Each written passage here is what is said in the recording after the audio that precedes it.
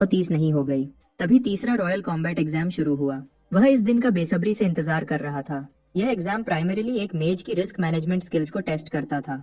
Jason ने अपनी बारी शुरू की, एक दहकती फायरबॉल अनलीश करते हुए। लेकिन एक पल की लापरवाही ने उसके नाइट एलाइज को ऑलमोस्ट जला दिया, और बस ऐसे ही वह डिस्क्वालीफाई हो गया। फुलग्रेन नाइट्स ने पार्टिसिपेट किया, स्टूडेंट सेफ्टी और सिनर्जी टेस्टिंग इंश्योर करते हुए। एग्जाम 10 मुश्किल दिनों तक चला। पार्टिसिपेंट्स को उनके स्कोर्स के हिसाब से अलग अलग मॉन्स्टर्स के खिलाफ लड़ना पड़ा। दिन हफ्ते में बदल गए और आखिरी दिन उत्सुकता छाई हुई थी। हर कोई सोच रहा था कि कौन सा भयानक चैलेंज उनका इंतजार कर रहा है। एक गरजती हुई आवाज हवा में फैल गई। एक ह्यूज ऑग गरजते हुए बाहर निकला। उसके ताकतवर मसल्स फड़क रहे थे। यह अग्रेसिव बीस्ट्स इंसानों से बड़े और उन्हीं जैसी इंटेलिजेंस वाले कॉन्टिनेंट के हर कोने में घूमते थे। स्टूडेंट्स डर से कांप गए। एक ठंडक भरी सोच गूंज रही थी, क्या सच में कोई ऑर्क अटैक से मर सकता है? लेकिन प्रोफेसर हाइडल आगे बढ़े। उनकी मौजूदगी घबराहट के बीच एक शांत करने वाली ताकत थी। टेस्ट के बीच में ऑर्क ने छलांग लगाई। उसकी आंखों में शुद्ध नफरत चमक रही थी। फ्रंटलाइन शील्ड बेरर्स तैयार थे, उसके जंगली हमलों को डिफ्लेक्ट करते हुए। मिकेल, जो अभी एग्जाम दे रहा था, अपना मैजिक चैनल करना शुरू किया। अपनी बाहें फैलाकर उसने एक आइस एरो अनलीश किया, लेकिन हैरतअंगेज एजिलिटी के साथ ऑर्क ने डॉज किया। उसने तुरंत डिस्टेंस कवर कर ली, सीधा ब्लॉन्ड स्टूडेंट की तरफ चार्ज करते हुए हमला करने को तैयार। हाइडल चिल्लाया, अपने स्टूडेंट को बचने के लिए एक डेस्परेट वार्निंग। लड़के को पता था कि उसको जवाब देना है, लेकिन डर ने उसको जमा दिया था। उसका शरीर हिलने से इनकार कर रहा था। प्रोफेसर हाइडल के पास इंटरवीन करने के अलावा कोई ऑप्शन नहीं था। उसने अपना आर्बोरियल प्रिजन मैजिक अनलीश किया। जमीन से मोटी बेलें निकल आई, ऑर्क को घेरते हुए, उससे कुछ ही सेकंड्स पहले कि वह स्टूडेंट को कुचल पाता। बेलों ने मॉन्स्टर को लोहे की पकड़ में रखा। उसकी मोटी गर्दन के इर्द गिर्द भी लिपट गई। बंधा हुआ जानवर भी तड़प रहा था, मिकेल तक पहुंचने की कोशिश कर रहा था, जो जमीन पे गिर गया कांपते हुए। और जेसन की तरह मिकेल भी डिस्क्वालीफाई हो गया। मिकेल के चाचा ने टेबल पर गुस्सा मारा। गुस्सा भरा हुआ था, अपने भतीजे की बार बार की फेलियर से निराश। उनको पता था कि लुविन के अगले टेस्ट में उनको इंटरवीन करना होगा। प्रोफेसर एल्रिक ने फिर डीन से पूछा, क्या आप श्योर हैं कि हम ये एग्जाम कंटिन्यू करें? इग्नट ने एक आईब्राव उठाई। तुम्हारा क्या मतलब है? लुविन की बारी अगले है, एक चालाक नकली मुस्कान के साथ एल्रिक ने जवाब दिया। बिल्कुल, लड़का किंगरिम टेस्ट में परफेक्ट स्कोर हासिल करने वाला अकेला स्टूडेंट है, इसलिए दूसरे स्टूडेंट्स को लुविन की तरह टेस्ट करना कुछ हद तक अनफेयर लगता है। डीन ने एल्रिक की बात मानी, लेकिन कहा कि उनके पास दूसरे मॉन्स्टर्स तैयार नहीं थे। लेकिन एल्रिक ने सिर्फ मुस्कुराया। मेरे पास हैं। जब फुलड्रेन नाइट्स ऑक्स को लाए, उन्होंने एक ताकतवर ओगर को भी पकड़ा था। एक एग्जाम में ओगर का यूज करना बहुत डेंजरस होगा, लेकिन प्रोफेसर हाइडल के मौजूद होने पर यह काफी स्पेक्टेकुलर होगा, और तब उनको सच में पता चलेगा कि लुविन क्या कर सकता है। एकेडमी के कॉरिडोर्स खामोश थे। हाइडल दीवार के सहारे खड़े थे, लुविन का इंतजार कर रहे थे। यंग लड़के को अपने प्रोफेसर को वहां देखकर हैरानी हुई। हाइडल ने एक्सप्लेन किया कि आज लुविन को दूसरों से कहीं ज्यादा मुश्किल टेस्ट फेस करना होगा। एकेडमी को उससे बहुत ज्यादा उम्मीदें थी और कुछ को लगता था कि उसको दूसरों की तरह टेस्ट करना अनफेयर था। लुविन ने इस मुश्किल के बारे में और डिटेल्स मांगी। हाइडल ने तब बॉम्ब ड्रॉप किया। मॉन्स्टर ऑर्क नहीं बल्कि एक ओगर होगा। यह खुलासा लड़के को साफ तौर पर शॉक्ड कर गया। मॉन्स्टर का बहुत बड़ा हाथ मोटी जंजीरों से बंधा हुआ था। वह गरजा, आजादी के लिए वायलेंटली स्ट्रगल करते हुए। नाइट्स भी तैयार हो रहे थे, अपने हथियार कस के पकड़े हुए। यहाँ तक कि कैप्टन भी इस बात से सहमत नहीं था कि एक स्टूडेंट टेस्ट में ओगर का यूज किया जाए। एक ओगर एक इंसान की खोपड़ी को कुचल सकता था या एक ही ब्लो में उसकी रीढ़ की हड्डी निकाल सकता था। लुविन अपने प्रोफेसर की तरफ मुड़ा, पूछा, क्या आप इसके बारे में श्योर हैं? हाइडल ने जवाब दिया, यह डीन के ऑर्डर्स हैं। असहमत होकर कैप्टन ने बुदबुदाया कि लोग ऐसे टेस्ट्स के लिए अपनी जान रिस्क कर रहे थे। लुविन को अच्छे से पता था कि वह सच में अपनी जान दांव पर लगा रहा था। जैसे ही लुविन कैप्टन के पास पहुंचा, नाइट ने पूछा, तुम कौन हो? लुविन ने अपना परिचय करवाया, कहते हुए कि वह स्टूडेंट है जो एग्जाम दे रहा है। पार्टिसिपेंट को और करीब से देखकर नाइट और भी एजिटेटेड हो गया। यकीन नहीं कर पा रहा था कि यह यंग लड़का एक ओगर को फेस करेगा, जबकि यह पक्का था कि प्रोफेसर और नाइट्स उसको प्रोटेक्ट करेंगे। लुविन एक अलग डायरेक्शन में चलने लगा। कैप्टन ने उसको वार्न किया, वह गलत रास्ता है। तुम क्या कर रहे हो? उसकी पोजीशन नाइट्स के पीछे रियर में होनी चाहिए। लेकिन लुविन ने डिक्लेयर किया कि वह फ्रंट पे लड़ेगा, एक्सप्लेन करते हुए, मेरे स्पेल्स ऑर्डिनरी से कहीं ज्यादा हैं। नाइट ने जवाब दिया कि उसको फ्रंट पे प्रोटेक्ट करना इम्पॉसिबल होगा। पूछा, तुम अपनी जान ऐसे क्यों गंवा रहे हो? लुविन ने ड्रामेटिकली अपना क्लोक उतारा, उसको कॉन्फिडेंट नजर के साथ पीछे फेंकते हुए। मैं डेस्परेट हूँ, उसने जवाब दिया, आगे बढ़ते हुए। फिर भी कैप्टन को यंग लड़के से डर का एक भी टुकड़ा महसूस नहीं हुआ। प्रोफेसर हाइडल पास आए, लुविन को तैयार होने को कहते हुए, क्योंकि एग्जाम किसी भी पल शुरू हो सकता था। आदमी ने अपनी उंगलियां चटकाई। उसी पल ओगर की बाहों को बांधने वाली जंजीरें खुल गई। एक बहरा कर देने वाली तीखी चीख हवा में फैल गई और मॉन्स्टर नाइट्स की तरफ लपका। एक कमिकाजी मूव में लुविन सोल्जर्स को पीछे छोड़कर आगे बढ़ता है। कैप्टन चिल्लाता है, लड़के से पूछा कि वह क्या कर रहा है, उसको रुकने को चिल्लाते हुए, लेकिन लुविन उसको इग्नोर करता है। अपनी बाह पीछे खींचते हुए ओगर एक विनाशकारी ब्लो के लिए मोमेंटम इकट्ठा करता है। इधर लुविन अपना फायरबॉल सीधा मॉन्स्टर की बॉडी पर अनलीश करता है। उनके गुस्से टकराए, एक ऐसा इम्पैक्ट बनाते हुए जिसने पूरे एरिया को रोशन कर दिया। जैसे ही आग भड़कती है और हर जगह फैलती है, सोल्जर सिर्फ हेल्पलेस देख सकते हैं। कैप्टन रियलाइज करता है कि लड़के ने उस क्रिटिकल सिचुएशन में शॉर्ट रेंज स्पेल यूज किया था। हाइडल सब कुछ सीरियस नजर से ऑब्जर्व करते हैं और सारे देखने वाले स्टूडेंट्स बैटल के रॉ इम्पैक्ट को महसूस करते हैं। एल्रिक और इग्नेट भी देखते हैं, पूरी तरह सरप्राइज लगते हुए। एक स्टूडेंट का क्लोज क्वार्टर्स बैटल में ओगर के खिलाफ चार्ज करना पूरी तरह अनथिंकेबल था, लेकिन जैसे ही धूल बैठने लगती है, लुविन अभी भी खड़ा है। कैप्टन मुश्किल से यकीन कर पा रहा है कि लड़का अभी भी जिंदा है। हाइडल एक संतुष्ट मुस्कान छोड़ते हैं। कैप्टन लुविन के कंधे पर हाथ रखता है, उसका नाम पुकारते हुए और उसको डांटा है, कहते हुए कि उसको अपना प्लान पहले ही एक्सप्लेन करना चाहिए था। शांत आवाज में लुविन अपोलोजाइज करता है और पूछा, अगर मैं तुम्हें बताता तो क्या तुम मुझे जाने देते? लेकिन लुविन उसको जवाब देने नहीं देता, ऐड करते हुए, अब टाइम नहीं है, हमें एग्जाम फिनिश करना है। ओगर अभी भी खड़ा था, बहुत गुस्से से फुंकार रहा था। तो कैप्टन लुविन को अब पीछे रहने को कहता है, लड़के की ताकत को एक्नॉलेज करते हुए लेकिन एक्सट्रीम डेंजर पर जोर देते हुए। सबसे अच्छा ये है कि वही रहो और उसको हैंडल करने दो। लेकिन लुविन धीरे से आगे बढ़ने लगता है। कैप्टन के ऑर्डर्स के खिलाफ भी वह फ्रंट लाइन पर अपनी जगह बनाए रखता है। सीरियस लुक के साथ लुविन डिक्लेयर करता है, ये मेरा एग्जाम है, मुझे इससे फिनिश करने दो। ओगर लुविन के साइज से 5 गुना बड़ा उसको घूरता और फुंकारता है। बेफिक्र लड़का उसकी तरफ बढ़ा। उसकी इनक्रेडिबल हिम्मत के 2 रीजंस थे। एक थी उसकी यूनिक एबिलिटी ओगर से कम्युनिकेट करने की, इसने लुविन को मॉन्स्टर को समझने में मदद की, जो डर से चीख रहा था, मेजेस और नाइट्स से घिरा हुआ। दूसरा थी वह मिशन जो उसको मिला था, दुश्मन पर पहले हमला करना और उसको हराना। मिशन ने 30 एडिशनल स्ट्रेंथ पॉइंट्स दिए थे और लुविन को पता था कि इसको डेली रिपीट करना बहुत बड़ा फायदा होगा। यह जानकर लड़के के पास हिचकिचाने की कोई वजह नहीं थी। उनके घूसों की पिछली टक्कर के बाद, जिसने पूरे एरिया को रोशन कर दिया था, ओगर ने अपने ओपोनेंट की पूरी ताकत महसूस की। कमरा अब आग और तेज गर्मी में डूबा हुआ था। लुविन का पहला ऑब्जेक्टिव, पहले स्ट्राइक करना, अकम्प्लिश हो गया था, लेकिन यह अभी खत्म नहीं हुआ था। लुविन ने ओगर को उसको मारने का वादा करते हुए गरजते हुए सुना। एक उछाल के साथ मॉन्स्टर ने मोमेंटम गेन किया और सीधा लड़के की तरफ चार्ज किया। लुविन सोल्जर से आगे था, जो उसको डिफेंड करने के लिए कुछ खास नहीं कर पाया। ओगर गरजा, लड़के का सर कुचलने की धमकी देते हुए। जैसे ही उसने मारा, उसका ब्लो जमीन पर लगा। लुविन इतना तेज था कि बच गया। बचकर हीरो को पता था कि उसको अपने ओपोनेंट के कमजोर पॉइंट्स ढूंढने होंगे, तो उसने अपनी टेम्पोरल रिफ्रैक्शन एबिलिटी यूज करने का फैसला किया। कैप्टन लड़के को इतनी तेजी से मूव करते देखकर दंग था। लुविन को पता था कि उसको पास आना है।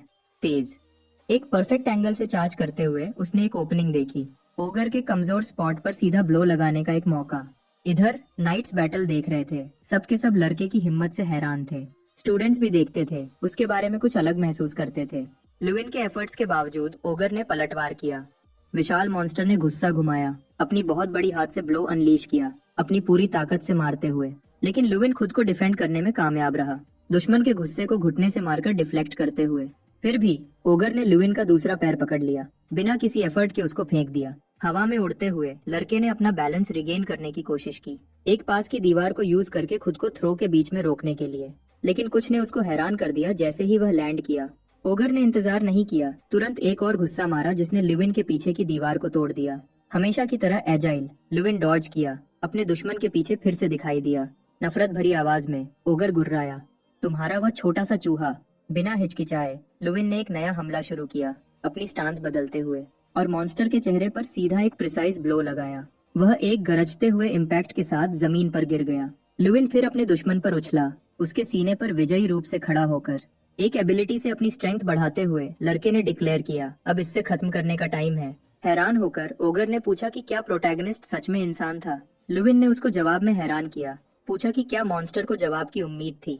वह परफेक्ट तरीके से कम्युनिकेट कर सकते थे, लेकिन अपने ओपोनेंट से चैट करने के बजाय लड़के ने अपना फ्लेम माना एक्सप्लोजन अटैक अनलीश किया, और ओगर फ्यूरी के एक्यूमुलेटेड इफेक्ट की वजह से उसकी कंडीशन एनरेज्ड में बदल गई।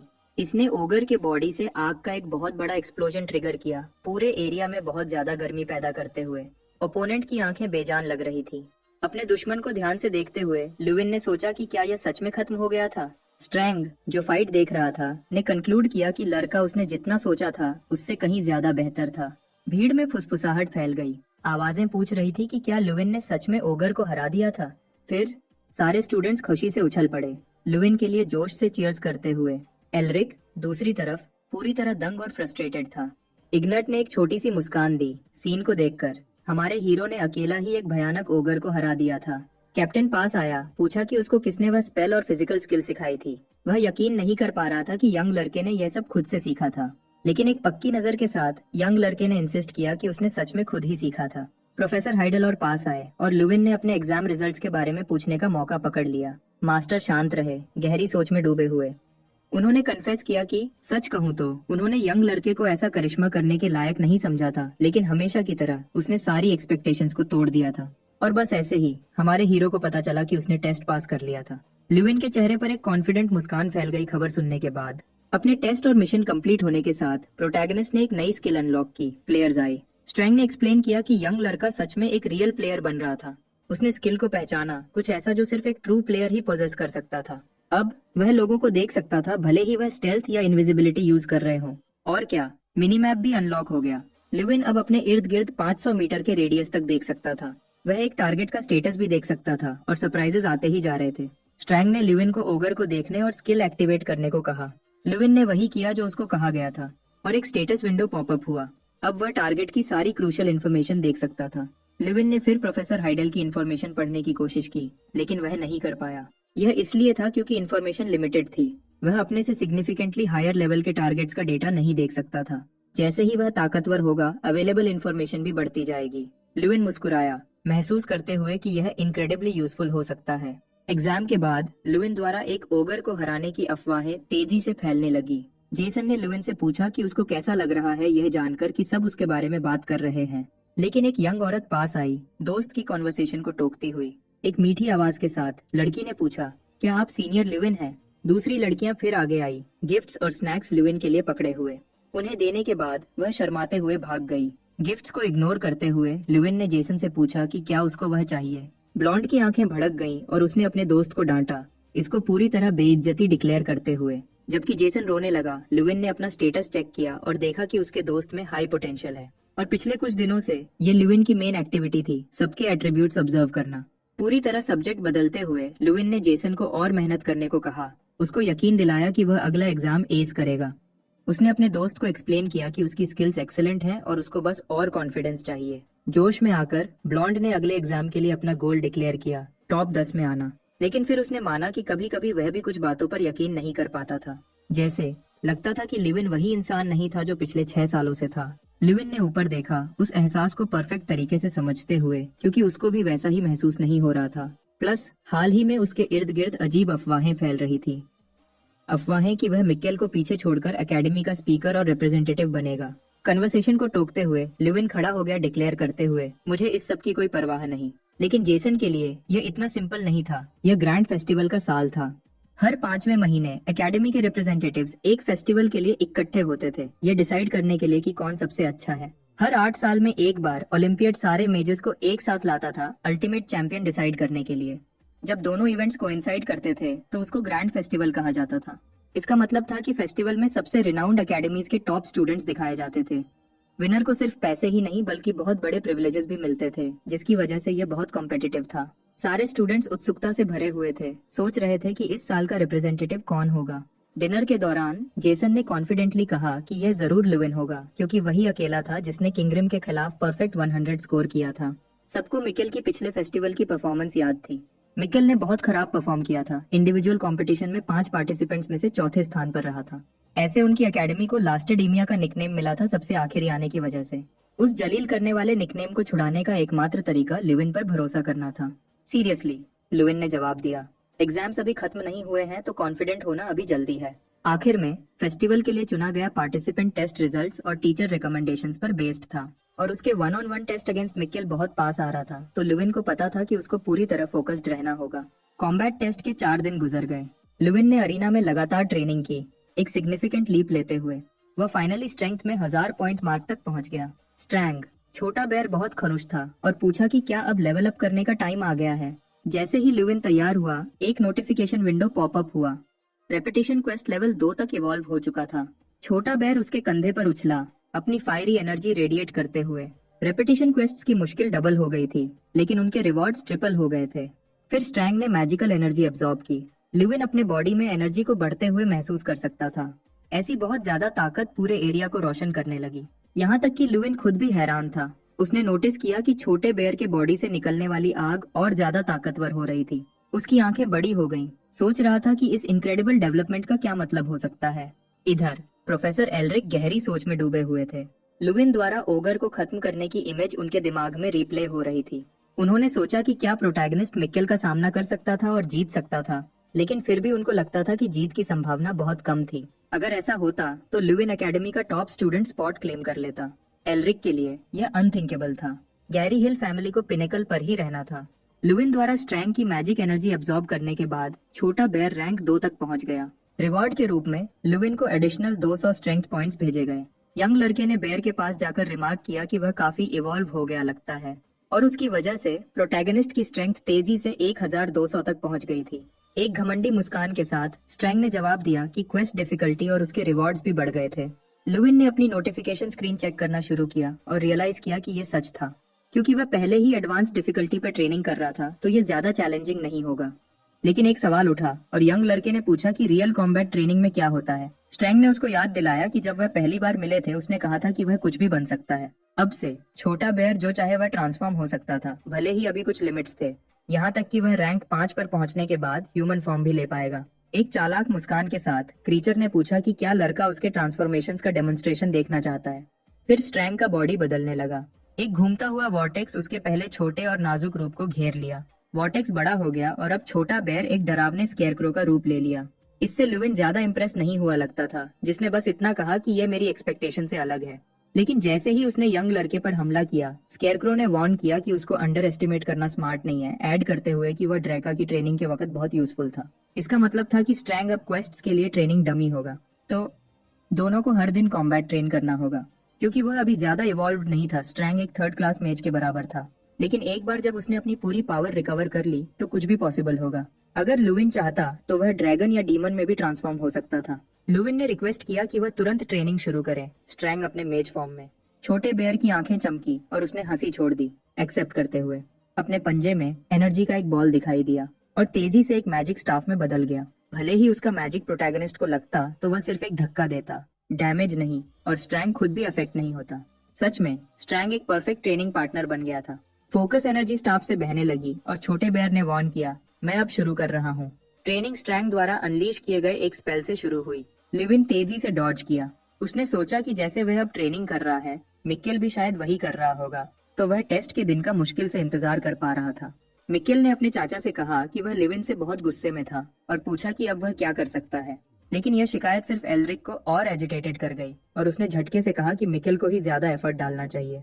अपने चाचा की तरफ मुड़ते हुए ब्लॉन्ड यूथ ने बताया कि उसने अफवाहें सुनी थी कि एल्रिक ही वह था जिसने ल्यूविन के ग्रेड्स बढ़ाए थे, और यह उसका आइडिया था कि यंग लड़के को टेस्ट में ओगर का सामना करवाया जाए। तो एल्रिक की वजह से ल्यूविन ने बेस्ट पॉसिबल स्कोर अचीव किया, कुछ ऐसा जो बहुत ज्यादा डैमेजिंग होगा अगर गैरी हिल फैमिली को कभी पता चला तो। दांत पीसते हुए प्रोफेसर ने पूछा कि क्या ब्लॉन्ड उसको ब्लैकमेल करने की कोशिश कर रहा था। मिक्केल ने आदमी को बकवास करना बंद करने और एक सोल्यूशन ढूंढने में मदद करने को कहा। अगर ल्यूविन फेस्टिवल के लिए एकेडमी का रिप्रेजेंटेटिव बन गया तो सब कुछ खो जाएगा, लेकिन प्रोफेसर के पास एक आइडिया था और ब्लॉन्ड को एक छोटी सी वायल दी। मिक्केल उसको पहचानता लगा, द अवेकनिंग हर्ब, जिसे ब्लेजिंग फ्लावर भी कहा जाता है। ये मेडिसिनल हर्ब नॉर्दर्न लैंड्स में उगती थी और कुछ लोग इसका यूज ताकतवर एलिक्सर्स बनाने के लिए करते थे। अगर कंज्यूम किया जाए तो ये माना कंजम्पशन को ड्रास्टिकली कम कर देता था, लेकिन दर्द के प्रति इंसेंसिटिविटी भी पैदा करता था और दोस्त और दुश्मन में फर्क करना मुश्किल बना देता था। एल्रिक को हैरानी हुई कि मिकेल ने अपनी क्लासेस में सच में ध्यान दिया था। फिक्रमंद होकर ब्लॉन्ड ने पूछा कि क्या उसके चाचा का मतलब था कि उसको एलिक्सर लेना चाहिए।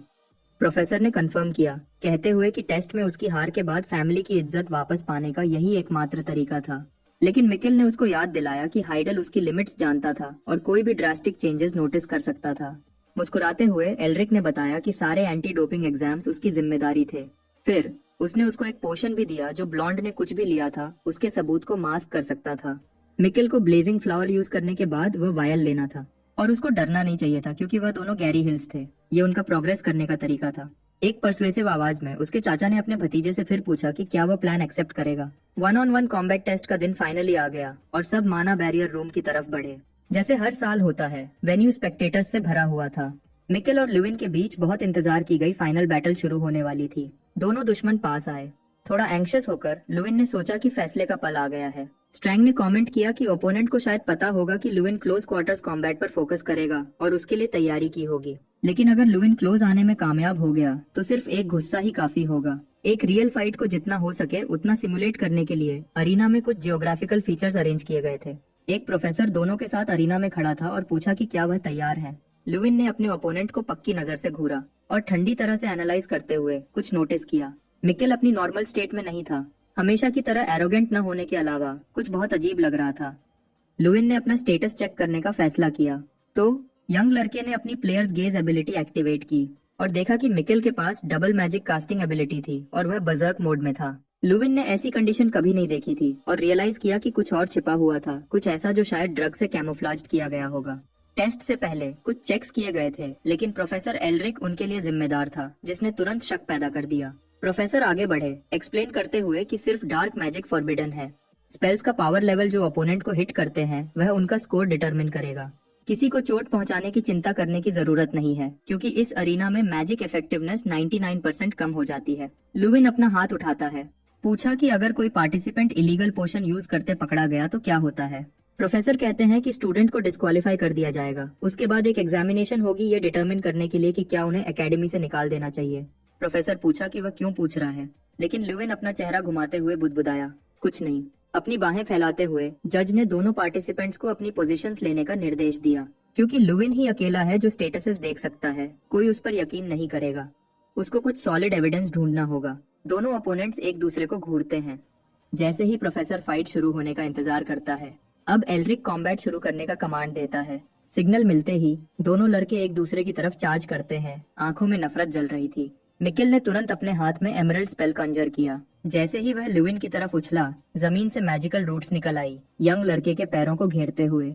लेकिन यह लुविन को रोकने के लिए काफी नहीं था, जो आसानी से आजाद हो गया, ऑडियंस को पूरी तरह दंग करते हुए। माना बैरियर स्पेल्स की पावर को कम कर सकता है, लेकिन वह लड़के की रॉ स्ट्रेंथ को कम नहीं कर सकता। चिल्लाते हुए ब्लॉन्ड पूछा, क्या तुम्हें सच में लगा कि यह वहीं खत्म हो जाएगा? और एक मैजिकल स्कल कंजर करता है। स्कल अपने मुंह से आग उगलता है सीधा लुविन की तरफ। कुछ मुश्किल के साथ लुविन डॉज करने और अपना फुटिंग रीगेन करने में कामयाब होता है, लेकिन उसको अपने एस्केप पाथ में एक पत्थर दिखता है। वह जल्दी से उसके पीछे छुप जाता है, आग से अनअफेक्टेड। सही पल का इंतजार करते हुए बाहर झांका। लुविन ऑब्जर्व करता है कि मिकेल ने एक पोशन लिया होगा जो कास्टिंग टाइम को कम करता है और माना को बूस्ट करता है। एक पागल एक्सप्रेशन के साथ ब्लॉन्ड चिल्लाता है लुविन को अपने छिपने की जगह से बाहर आने को। लड़के को इतना एजिटेटेड देखकर लुविन को आइडिया लग जाता है कि उसने कौन सा पोशन लिया था। बिना शक के वह अवेकनिंग हर्ब फ्लेमिंग फ्लावर था। उसकी ओपोनेंट जो सारे सिम्टम्स दिखा रहा है वह इससे परफेक्ट तरीके से मैच करते हैं। कंफर्म करने के लिए सिर्फ पेन सप्रेशन बचा था। अब लुविन पत्थर के पीछे से बाहर आता है और डिक्लेयर करता है कि वह समझ गया है कि लड़का इतना कॉन्फिडेंट क्यों है। उसने जोर से और साफ साफ कहा, यह फ्लेमिंग फ्लावर की वजह से है, लेकिन कोई बात नहीं, क्योंकि मुझे तुम्हें हराने के लिए ऐसी चीज की जरूरत नहीं है। फिर एक बैटल पोज लेते हुए उसने ऐड किया, मैं पूरी ताकत से लड़ रहा हूँ, कोशिश करो। मिकेल की तरफ चार्ज करते हुए यंग लड़के ने अपनी टाइम रिफ्रैक्शन एबिलिटी अनलीश की। अपनी आइस मैजिक चार्ज करने की कोशिश के बावजूद लुविन के मूवमेंट्स इतने तेज थे कि उनको फॉलो करना मुश्किल था। ब्लॉन्ड ने अपने और लुविन के बीच एक आइस बैरियर खड़ी करने की कोशिश की, लेकिन यह बेकार था और उसको रोकने के लिए काफी नहीं था। एक इनकैंडेसेंट किक देते हुए लुविन ने ब्लो को सीधा बैरियर में मारा। देखने वाले प्रोफेसर्स इससे पूरी तरह इम्प्रेस थे जो उन्होंने देखा।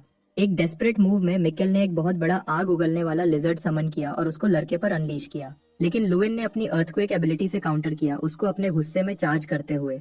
उसने जमीन पर इतना जोर से मारा कि उससे एक साइज्मिक शॉक पैदा हुआ, फायर लिजर्ड को तुरंत खत्म करते हुए। देखने वाले स्टूडेंट्स दंग रह गए, लुविन को अर्थ स्पेल यूज करते हुए देखकर एक फायर एलिमेंट अटैक को पूरी तरह काउंटर करने के लिए। डर गया, मिकेल चिल्लाता है, पूरी तरह से हारा हुआ कि क्या करना है।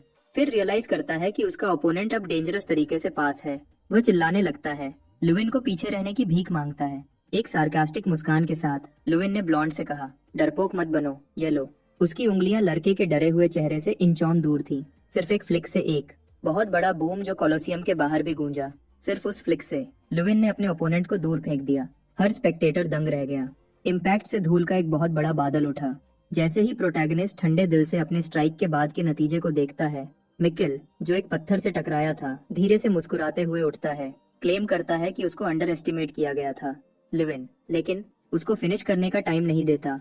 वह पास आता है, ब्लॉन्ड के चेहरे पर एक और प्रिसाइज पंच देता है, उसको एक बार फिर उड़ा देता है। एक पत्थर से टकराकर उसकी पीठ के बल गिरता है। उन ब्रूटल ब्लोज के बाद भी मिकेल हंसना शुरू करता है, टॉन्ट करते हुए, तुम्हारे गुस्से कमजोर हैं, वह मुझे चोट नहीं पहुंचाते, मैं तो इन सब इम्पैक्ट से मर ही सकता हूँ। लुविन फिर लड़के के कंधे पर हाथ रखता है, वॉर्न करते हुए, ऐसे टेस्ट कंटिन्यू करना डेंजरस है। अपनी ट्री ऑफ इम्प्रिजनमेंट एबिलिटी को यूज करते हुए वह जमीन से रूट्स निकालता है, मिकेल के बॉडी को बांधते हुए। हीरो अपनी बाह उठाता है, अपने ओपोनेंट पर फॉरबिडन ड्रग यूज करने का इल्जाम लगाते हुए। जज आगे बढ़ता है, लुविन की सर्टेनिटी पर सवाल करते हुए। एक गलत इल्जाम उसको डिस्क्वालीफाई कर सकता था। लुविन जवाब देता है, मैं बिल्कुल श्योर हूँ। कुछ लोग ऐसे सब्सटेंसेस बना सकते हैं जो स्टैंडर्ड टेस्ट से अनडिटेक्टेबल होते हैं। एक फिक्रमंद प्रोफेसर एल्रिक समझने की कोशिश करता है कि लुविन क्या कह रहा है। प्रोटैगनिस्ट एक्सप्लेन करता है कि ऐसे ड्रग के लिए किसी ऐसे इंसान की जरूरत होगी जो रेयर मटेरियल्स हैंडल करता है और कॉम्बैट से पहले टेस्ट कंडक्ट करता है। एकेडमी में सिर्फ एक इंसान इस डिस्क्रिप्शन में फिट होता है। दूसरे प्रोफेसर्स एल्रिक को शक्कर की नजर से देखने लगते हैं। इधर एल्रिक खुद पास आता है, पूछा, तुम क्या कहना चाहते हो लिविन? वह पूछा, क्या तुम ये कह रहे हो कि माइकल ने ड्रग्स यूज किए और मैंने आंखें मूंद ली? लुविन कंफर्म करता है, मेरे पास प्रूफ है। Elric anti doping test redo करने का सजेशन देता है, लेकिन लुविन रिवील करता है कि रिजल्ट्स को मास्क करने के लिए एक एलिक्सर यूज किया गया था। प्रोफेसर फिर पूछा कि वह क्या प्रपोज करता है कि वह क्या करे। मिकेल को कैद करने वाले पेड़ के ट्रंक पर अपना हाथ रखते हुए लुविन डिक्लेयर करता है कि वह प्रूफ डायरेक्ट दिखाएगा। सिर्फ एक हाथ की उंगलियों से उसने पेड़ पर मारा, उसको तोड़ते हुए। लुविन एक्सप्लेन करता है कि यह वही फ्लिक था जो पहले मिकेल के माथे पर लगा था। मिकेल का मैजिक नॉर्मल से ज्यादा होने के बावजूद वह हंस रहा था और हिट होने के बाद भी खड़ा था, जबकि उसको बेहोश हो जाना चाहिए था। और अब कैद होने के बावजूद वह हंसना बंद नहीं करेगा, जैसे उसको कोई दर्द महसूस ही नहीं हो रहा है। लुविन फिर पूछा कि क्या इन सब सबूत के साथ एल्रिक अब भी इनकार करेगा? इग्नट! डीन एक चीख छोड़ते हैं जो पूरे अरीना में गूंजती है, प्रोफेसर एल्रिक को पुकारते हुए। आदमी गुस्से से भरा हुआ है, उसकी घबराहट दूर से दिख रही थी। वह गर्जा, पूछा कि एल्रिक ऐसा काम कैसे कर सकता है और आदमी को अपने ऑफिस में साथ आने को कहता है। साफ तौर पर गहरी मुश्किल में प्रोफेसर को पता है कि वह इससे बच नहीं पाएगा। इधर मिकेल हंसना कंटिन्यू करता है, अभी भी रूट से फंसा हुआ। इन सब इवेंट्स के बाद चौथा टेस्ट तेजी से खत्म हो जाता है। एल्रिक और उसका भतीजा निकाल दिए जाते हैं और गैरी हिल फैमिली का सारा करप्शन एक्सपोज हो जाता है। प्रोटैगनिस्ट लुविन को एक नया निकनेम मिलता है, द जनरल एक्सपेलर। अगला, लुविन एक बहुत बड़े दरवाजे की तरफ चलता है, डीन द्वारा बुलाया गया। जैसे वह इंतजार करता है, उसके बॉडी में एक अजीब एनर्जी फ्लो करती है। जैसे ही वह रूम में एंटर करता है,